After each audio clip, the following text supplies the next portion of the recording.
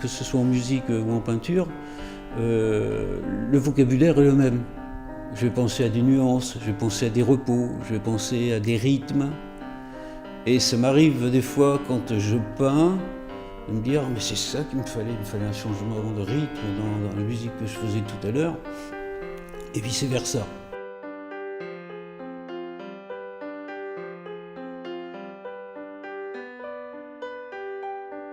Je me méfie des idées comme ça, des choses auxquelles on pense comme ça. Je préfère travailler avec l'intuition.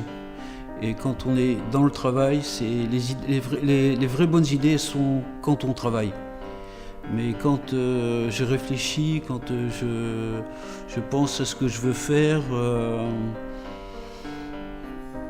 ce ne sont pas des bonnes idées. C'est pas avec ça que je vais travailler. Les bonnes idées, c'est dans le travail, parce qu'on les sent.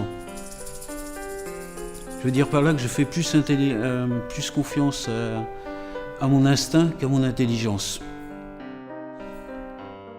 Moi, je fais les choses comme je les sens. Maintenant, je ne sais pas pourquoi je fais les choses. Si je le savais, je crois que je ne peindrais plus.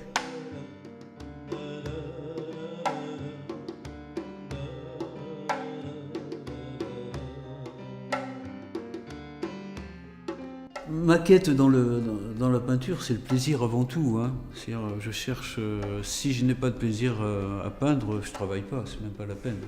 Quand je fais une série c'est un petit peu une promenade vers un univers, et il y a un moment donné où la promenade, voilà, elle me fait plus plaisir, donc il faut que je change. C'est une façon de se régénérer et puis de repartir aussi. Des fois, quand on change de technique, on est obligé de changer un petit peu la façon de faire, et puis ça redonne de l'intérêt au travail. J'ai vécu grâce aux artistes, grâce aux chanteurs, grâce aux... Moi, que ce soit Picasso, que ce soit Léo Ferré, ce sont des gens qui m'ont nourri. Si je les avais pas eus, il y aurait eu un gros manque dans ma vie. On essaye, hein, c'est pas facile de raconter une histoire. Mais ce sont des livres que j'ai fait tester. Il y a une école pour aveugles à If.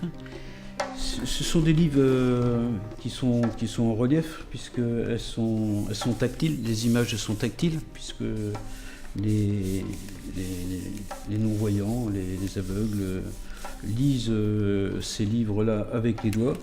En fait, c'est le relief qui dessine. Et je me souviens d'un enfant qui...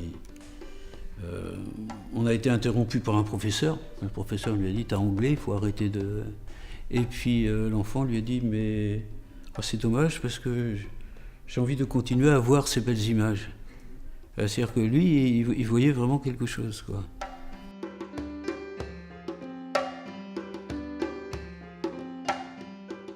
Être artiste, c'est